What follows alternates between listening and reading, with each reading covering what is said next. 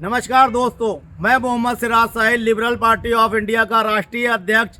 मैं चाहता हूं कि भोपाल की जनता अपना वोट देते वक्त सारे प्रत्याशियों को कसौटी पर खरा उतारने का काम करें और उनसे सवाल पूछें कि अगर उनको वोट दें तो क्यों दें, वो उनके लिए क्या करेंगे। मैथिली शरण गुप्त जो पूर्व डीजीपी हैं और उनको पता है कि किस तरह से जनता अपनी समस्याओं से घिरी होती है और उसका समाधान कैसे किया जा सकता है।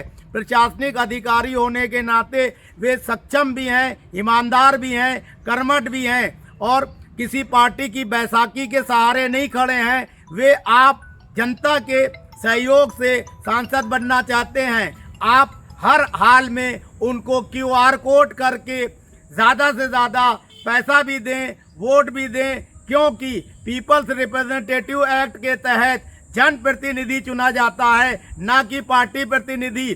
पार्टियों ने पार्टी तंत्र स्थापित करके जनता को मूर्ख बनाने का काम किया है। इसलिए आपको अपना सच्चा प्रतिनिधि संसद सदस्य के तौर पर सांसद में भेजना चाहिए। और मैथिली शरण गुप्त साहब का चुनाव चिन्ह गुब्बारा है। गुब्बारे के आगे वाला बटन दबाकर 7 मई को मैथिली शरण गुप्त को ज़्यादा से ज़्यादा मतों से विजयी बनाएं। राष्ट्र हित में जारी। जय हिंद, जय भारत।